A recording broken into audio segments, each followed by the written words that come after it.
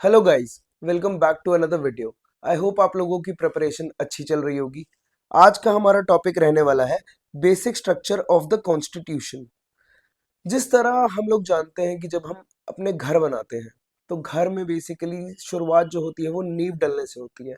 जो घर की नींव होती है वो घर का बेसिकली फाउंडेशन माना जाता है।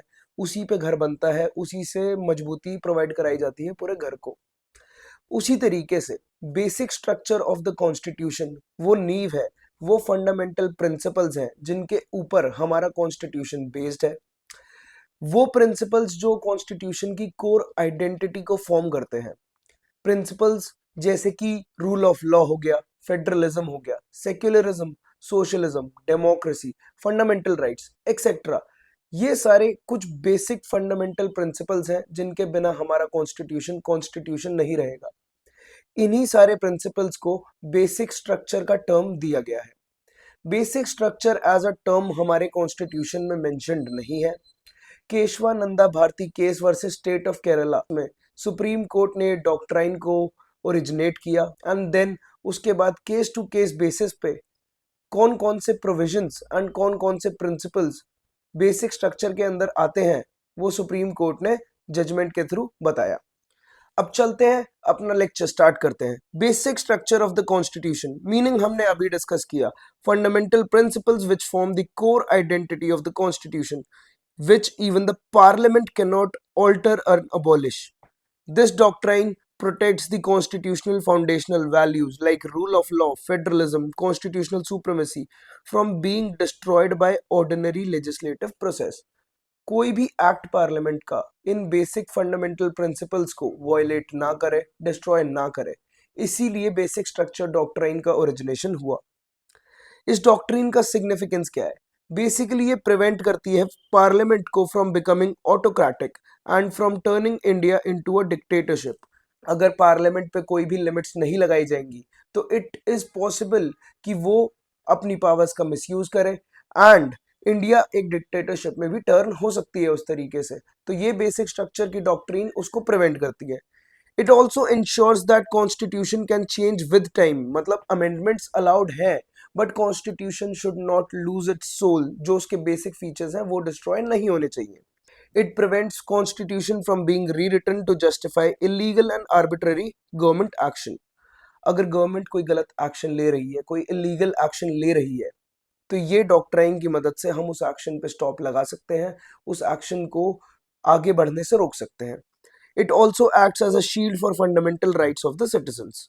अब बेसिक स्ट्रक्चर डॉक्ट्रिन की एक टाइमलाइन है, क्योंकि ये कॉन्स्टिट्यूशन में स्टार्टिंग से मेंशन नहीं है तो ये केसेस के थ्रू ओरिजिनेट हुई। इस टाइमलाइन को हम समझते हैं। फर्स्ट है इसमें हमारा शंकरी प्रसाद केस जो कि आया 1951 में। इसमें क्या हुआ था कि constitutional validity of first constitutional amendment act was challenged. इस फर्स्ट कॉन्स्टिट्यूशनल अमेंडमेंट एक्ट ने राइट टू प्रॉपर्टी इसको कर्टेल किया था। सुप्रीम कोर्ट ने इसमें हेल्ड किया कि पार्लियामेंट के पास पावर है to amend the constitution under article 368।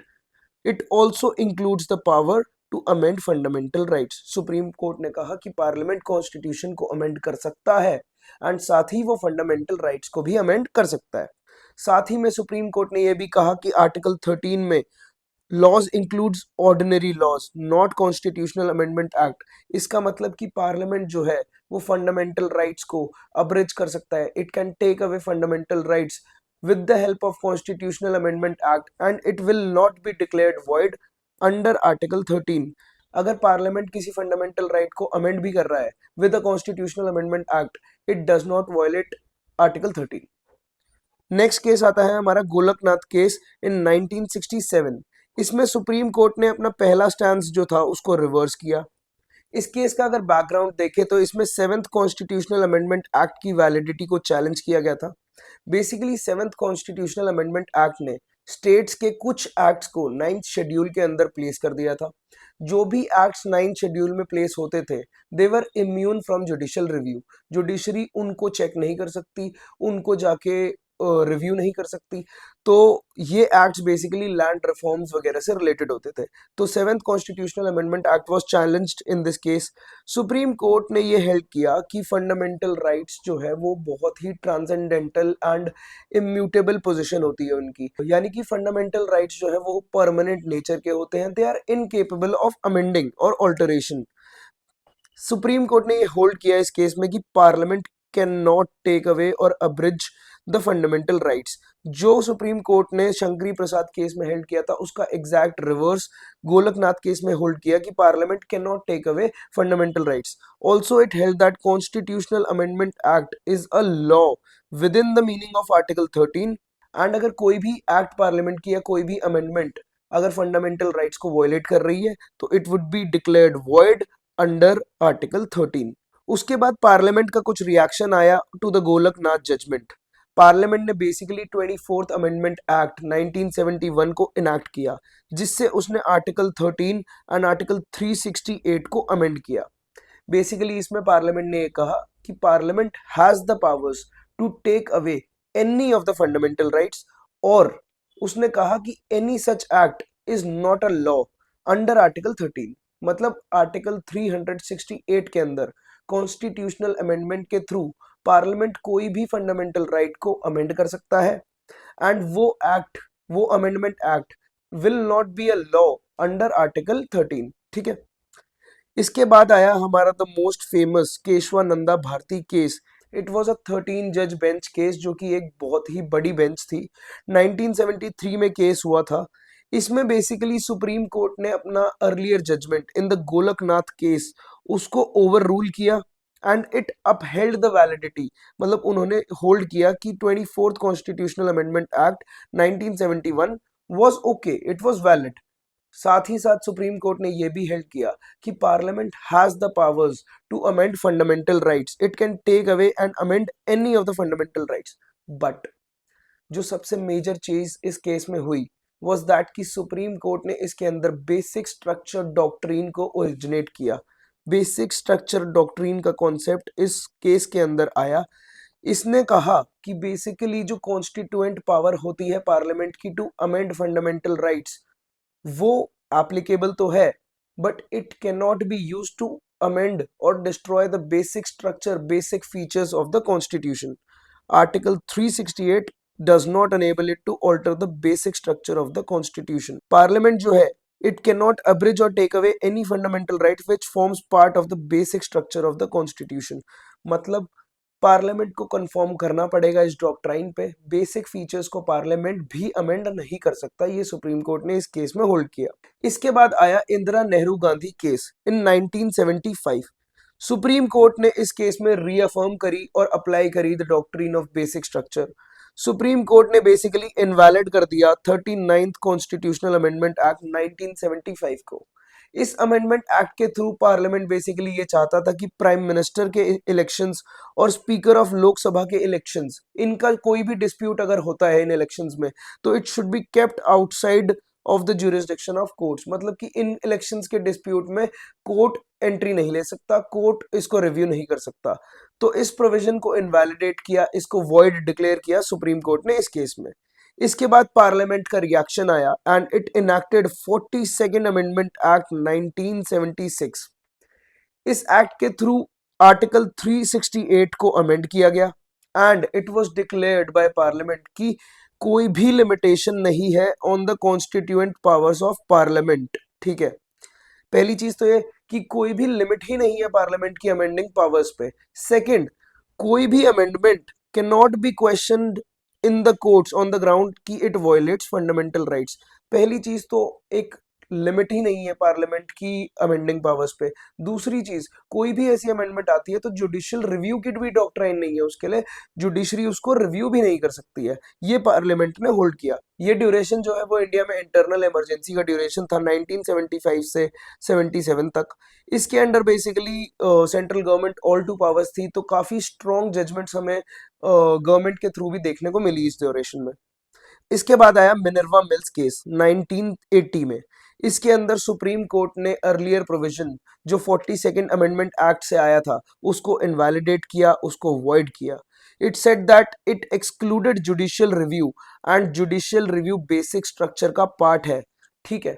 उसके बाद सुप्रीम कोर्ट ने हेल्ड किया कि पार्लियामेंट के पास लिमिटेड अमेंडिंग पावर्स है और वो अपनी अमेंडिंग पावर्स को खुद एनलार्ज नहीं कर सकता। It can not enlarge the very power into absolute powers, meaning कि पार्लियामेंट के पास अमेंडमेंट पावर्स है, वो अमेंड कर सकता है किसी भी प्रोविजन ऑफ कॉन्स्टिट्यूशन को, but it can not enlarge अपनी ही पावर्स को अमेंडिंग वाली वो नहीं बढ़ा सकता। It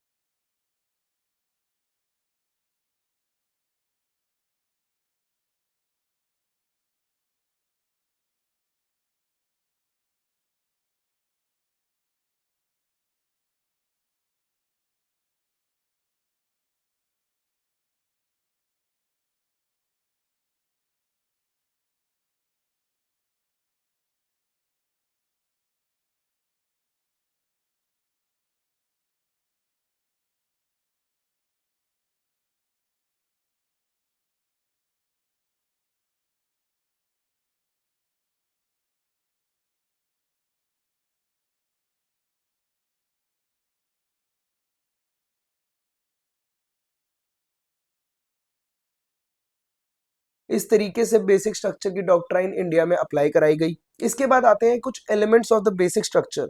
these are not clearly defined in the constitution. ऐसा नहीं है कि कॉन्स्टिट्यूशन ने इनके लिए अलग से प्रोविजंस दिए हो, सुप्रीम कोर्ट ने ही केस टू केस बेसिस पे इनको डिटरमाइन किया है। Constitutional supremacy, constitution is supreme, there is no power no authority above the constitution. Sovereign democratic republic nature of Indian polity, ये हमारे प्रियम्बल में भी मेंशन्ड है। Secular nature of the constitution की कोई भी ऑफिशियल रिलीजन नहीं है स्टेट का, it is secular. Separation of powers between the three organs, legislative executive judiciary, सबको अलग अलग पावर्स दी गई है। Federal nature of the constitution की हमारे यहाँ स्टेट गवर्नमेंट भी है, सेंट्रल गवर्नमेंट भी है, लोकल गवर्नमेंट भी है। Unity and integrity of India, welfare state, socio economic justice, basically directive principles of state policy भी। जुडिशियल रिव्यू की जुडिशरी चेक कर सकती है the arbitrary acts of Parliament. Freedom and dignity of individual, parliamentary system as in की हमारे यहाँ president होता है जो कि नॉमिनल हेड है, प्राइम मिनिस्टर है, उसके बाद काउंसिल ऑफ मिनिस्टर है, ये सिस्टम भी बेसिकली बेसिक स्ट्रक्चर का पार्ट है। रूल ऑफ लॉ, मीनिंग की no man is above the law. Harmony and balance between fundamental rights and directive principles of state policy. Equality principles, free and fair elections होने चाहिए, independent judiciary होनी चाहिए, limited powers of parliament to amend the constitution, ठीक है, effective access to justice, essence of fundamental rights. Parliament basically amend तो कर सकता है फंडामेंटल राइट्स को, पर उनका जो बेसिक एसेंस है वो उनसे नहीं निकाल सकता है। Powers of supreme court under these articles, power of high court under these articles, ठीक है। ये है कुछ केसेस जिनके थ्रू बेसिक स्ट्रक्चर डॉक्ट्रीन का एवोल्यूशन हुआ, जैसे कि केशवानंदा भारती केस, पॉपुलरली इसको कहा जाता था फंडामेंटल राइट्स केस। इससे जो प्रोविजंस बेसिक स्ट्रक्चर के अंदर आए वो थे supremacy of constitution, separation of powers between legislature executive and judiciary, Republic and democratic form of government, secular character, federal character of constitution, sovereignty and unity of India, freedom and dignity of individual, mandate to build a welfare state, parliamentary system। Indira Nehru Gandhi case, popularly known as the election case, इससे आया India as a sovereign democratic republic, equality of status and opportunity of an individual, secularism and freedom of conscience and religion, government of laws and not of men, that is rule of law का concept. Judicial review भी इससे ही basic structure का part बना, free and fair elections. Minerva Mills case 1980 से, limited powers of parliament to amend the constitution, judicial review, harmony and balance between fundamental rights and DPSPs. तो basically वही था कि कॉन्स्टिट्यूशन के अंदर इसके प्रोविजंस मेंशन नहीं थे, केस टू केस बेसिस पे ही सुप्रीम कोर्ट ने इसको ओरिजिनेट किया एंड इवॉल्व किया। जैसे central coal fields limited case से इफेक्टिव एक्सेस टू जस्टिस आया, भीम सिंह जी केस 1980 से वेलफेयर स्टेट डीपीएसपीज आए, एसपी समत कुमार केस से rule of law and judicial review, Delhi judicial service association case से पावर्स ऑफ सुप्रीम कोर्ट आई, Indira Sawhney case जो कि मंडल केस भी है उससे रूल ऑफ लॉ को रीअफर्म किया गया बेसिक स्ट्रक्चर में, कुमार पद्म प्रसाद केस से इंडिपेंडेंस ऑफ जुडिशरी, कियोटो होलन केस डिफेक्शन केस बेसिकली इससे फ्री एंड फेयर इलेक्शन से और in democratic Republican structure of constitution, Raghunath case 1993 से principles of equality and unity and integrity of India को basic structure के elements में डाला गया। अब यहाँ हमारा लेक्चर खत्म हो जाता है बेसिक स्ट्रक्चर का, चलते हैं इसके पीवाईक्यूज देखते हैं। फर्स्ट क्वेश्चन पे बढ़े तो the constitution of India defines it's basic structure in terms of federalism secularism fundamental, wrong. Constitution तो डिफाइन करता ही नहीं है, तो ये गलत हो जाएगा, ये गलत हो जाएगा। Constitution of India provides for judicial review to safeguard the citizens liberty. यहाँ जो कॉन्स्टिट्यूशन ऑफ इंडिया है ये गलत है, क्योंकि constitution of India explicitly judicial review के बारे में मेंशन नहीं करता है, डायरेक्टली नहीं लिखा हुआ है कि judicial review is applicable. Doctrine है जुडिशियल रिव्यू की हमारे कॉन्स्टिट्यूशन में, बट एक्सप्लिसिटली स्टेटेड नहीं है, तो इसका आंसर हो जाएगा neither 1 and 2 D. Statement 1, the Shankari Prasad case 19 rule that parliament could not amend fundamental rights. This is wrong, क्योंकि हमने देखा था सबसे पहले केस में शंकरी प्रसाद में कि उसने कहा था कि Parliament can amend the fundamental rights. The second statement, the Golaknath case 1967 declared that fundamental rights were transcendental and immutable. True. इसने कहा था कि ये परमानेंट नेचर के होते हैं, तो answer is D. Statement 1 is false and statement 2 is correct. Next question देखें, match the following cases with their corresponding outcomes. ठीक है, केशवानंदा भारती केस, इसका हो जाएगा A, establish the basic structure doctrine. अब बी ऑप्शन कट जाएगा, सी ऑप्शन कट जाएगा, इन दोनों में से कोई एक रहेगा। सेकंड, इंदिरा नेहरू गांधी केस, तो basically it invalidated 39th amendment act, तो इसका आ जाएगा बी एंड इसका सी, तो answer will be first A. बढ़ते हैं अपने नेक्स्ट क्वेश्चन की तरफ, क्रोनोलॉजिकल ऑर्डर में इसे हमें अरेंज करना है। केशवानंदा भारती केस आया था 1973 में, मिनर्वा मिल्स केस आया था 1980 में, शंकरी प्रसाद केस था 1951 में एंड गोलकनाथ केस था 1967 में। अब इस हिसाब से अरेंज करें तो शंकरी प्रसाद सबसे पहले हुआ था, उसके बाद गोलकनाथ केस हुआ, then Kesavananda Bharati and then Minerva Mills. This is option A. ठीक है, the 24th amendment act explicitly granted Parliament the powers to abridge and revoke fundamental rights. This is true. Reasoning. The Supreme Court in Keshwananda Bharati case held that Parliament has unlimited powers to amend the Constitution. This is wrong. Limited powers की बात हुई थी कि limited powers होनी चाहिए parliament पे to amend the Constitution and basic structure doctrine establish हुआ था, तो इसका आंसर हो जाएगा C. A is true but R is false. The basic structure doctrine applies to amendment made before April 24 1973। अब ऐसे क्वेश्चंस में आपको ध्यान रखना पड़ेगा, डेट बिल्कुल सही दी है but it is written before, तो ये हो जाएगा गलत, क्योंकि after this date it is applied. Judicial review is part of basic structure of the Indian constitution, this is true, तो यहाँ ये हो जाएगा statement 1 is false and statement 2 is true. ठीक है, यहाँ हो जाता है हमारा लेक्चर एंड। आई होप आप लोगों को चीजें समझ आ रही होंगी एंड आपकी तैयारी इन लेक्चर्स के थ्रू काफी अच्छी चल रही होगी। मिलते हैं आप लोगों से नेक्स्ट वीडियो में। Thank you so much for watching.